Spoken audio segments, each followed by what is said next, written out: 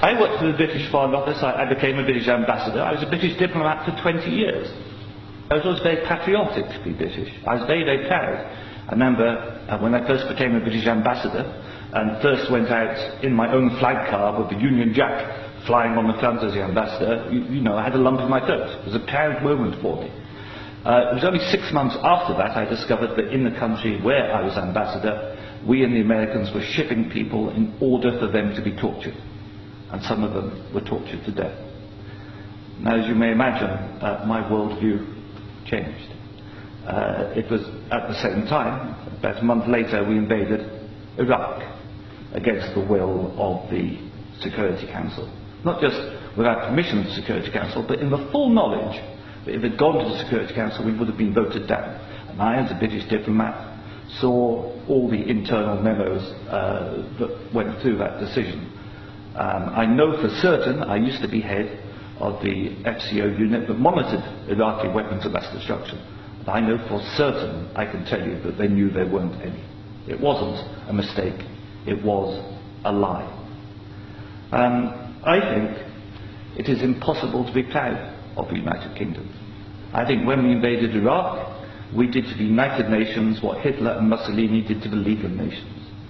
And I think what we've done since, where the truth is often much hidden in the bombing. If you look at Libya, disaster now, we bombed it, we killed 15,000 people when NATO bombed Sirte, something they never told you on the BBC. And did we make it better? No. I saw in Uzbekistan, I saw the gas contract signed by Innom and a company called Unocal, which George Bush Sr. was on the board, to dig out gas pipelines from Uzbekistan and Kazakhstan over Afghanistan down to the Indian Ocean. That was actually what the Afghan war was about. They'd actually had talks with the Taliban and Unocal to see if the Taliban would provide pipeline security.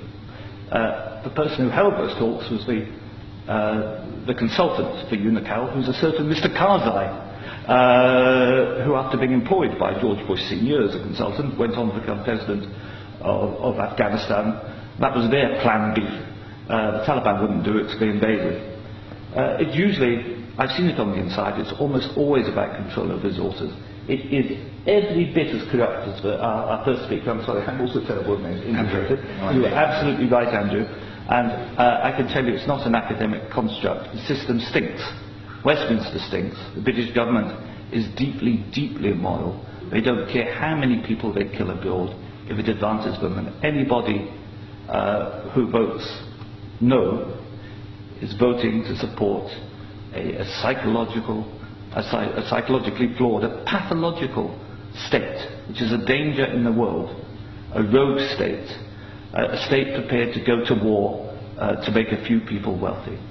That's why I say it's not possible to be a decent person and vote no, and we shouldn't be ashamed to say that.